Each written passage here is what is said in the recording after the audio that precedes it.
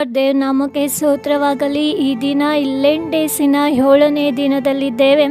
ಈ 7ನೇ ದಿನದಲ್ಲಿ ನಾವು ನಮ್ಮ ಪ್ರಾರ್ಥನೆಯಲ್ಲಿ ಏನು ಮಾಡಬೇಕೆಂದರೆ ದೇವರಿಗೆ ಸ್ತೋತ್ರಗಳನ್ನು ಮಾಡುವುದನ್ನು ಅಭ್ಯಾಸ ಮಾಡಿಕೊಳ್ಳಬೇಕು.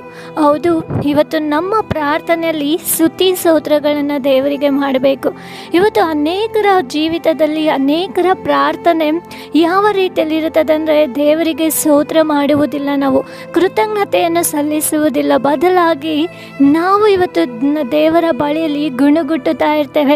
ದೇವರೇ, ನನಗೆ ಆ ಕಾರ್ಯ ನಡೆದಿಲ್ಲ, ಇಂತಹ ಅದ್ಭುತ ಮಾಡಿಲ್ಲ, ನನಗೆ ಅದು ಬಂದಿಲ್ಲ, ಹಣ ಬಂದಿಲ್ಲ, ಕೆಲಸ ಬಂದಿಲ್ಲ ಎಂಬುದಾಗಿ ಹೇಳಿ ನಮ್ಮ ಕೊರತೆಗಳನ್ನೇ ನಾವು ತೆಗೆದು ದೇವರ ಬಳಿಯಲ್ಲಿ ನಾವು ಇವತ್ತು ಗುಣಗುಟ್ಟುತ್ತಾ ಇರ್ತೇವೆ.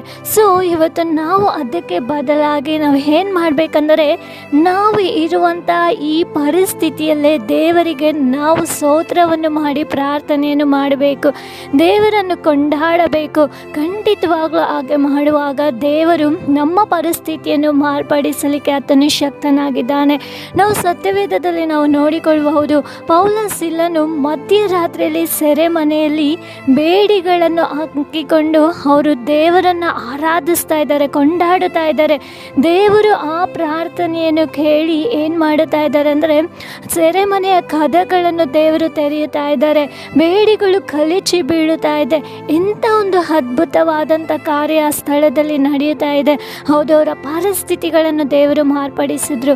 ಇವತ್ತು ನಾವು ಪ್ರಾರ್ಥನೆ ಮಾಡುವಾಗ ನಮ್ಮ ಪರಿಸ್ಥಿತಿಯನ್ನು ಕೂಡ ದೇವರು ಬದಲಾಯಿಸಿದ್ದಾರೆ.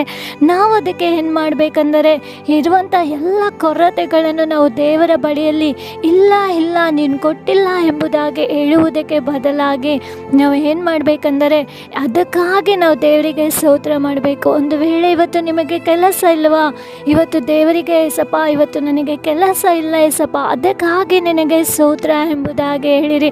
ಇವತ್ತು ಸಾಲದ ಸಮಸ್ಯೆಯಲ್ಲಿ ಸಿಲುಕಿಕೊಂಡಿದ್ದೀರಾ, ಅದಕ್ಕಾಗಿ ದೇವರಿಗೆ ಸ್ತೋತ್ರ ಎಂಬುದಾಗಿ ಹೇಳಿರಿ. ದೇವರು ಖಂಡಿತವಾಗಲು ನಿಮ್ಮ ಕೊರತೆಗಳನ್ನು ದೇವರು ಆಶೀರ್ವಾದವಾಗಿ ಮಾರ್ಪಡಿಸುತ್ತಾನೆ. ಯಾವಾಗಂದರೆ ನೀವು ದೇವರಿಗೆ ಸ್ತೋತ್ರ ಮಾಡುವಾಗ ಎಷ್ಟು ವಿಶೇಷವಾದಂಥ ಪ್ರಾರ್ಥನೆ ಇದು. ಹೌದು, ಇವತ್ತಿನಿಂದ ನಾವು ದೇವರ ಬಳಿಯಲ್ಲಿ ಇಲ್ಲ ಎಂಬುದಾಗಿ ಹೋಗಿ ನಾವು ದುಃಖದಿಂದ ನಾವು ಯೇಸು ಸ್ವಾಮಿಯನ್ನು ಸಂಧಿಸದೆ ನಾವು ಸಂತೋಷದಿಂದ ನಾವು ಆ ಕೊರತೆಗಳಿಗಾಗಿಯೂ ನಾವು ಹಾದು ಹೋಗುತ್ತಾ ಇರುವಂಥ ಸಮಸ್ಯೆಗಳಿಗಾಗಿಯೂ ನಾವು ಸ್ತೋತ್ರ ಮಾಡೋಣ. ಖಂಡಿತವಾಗಲೂ ದೇವರು ನಿಮ್ಮನ್ನು ಆ ಎಲ್ಲ ಕಟ್ಟುಗಳಿಂದ ಹೊರಗಡೆ ತರುವಾತನಾಗಿದ್ದಾರೆ. ಆ ಎಲ್ಲ ಬೇಡಿಗಳಿಂದ ದೇವರು ಹೊರಗಡೆ ತರಲಿಕ್ಕೆ ಆತನು ಶಕ್ತನಾಗಿದ್ದಾನೆ. ಇಲ್ಲಿಯವರೆಗೂ ನಿಮ್ಮ ಜೀವಿತದಲ್ಲಿ ಕಾಣದೇ ಇರುವಂಥ ಮೇಲನ್ನು ಆಶೀರ್ವಾದವನ್ನು ದೇವರು ಕಾಣುವಾಗೆ ಮಾರ್ಪಡಿಸುವಾತನಾಗಿದ್ದಾನೆ. Thank you. God bless you.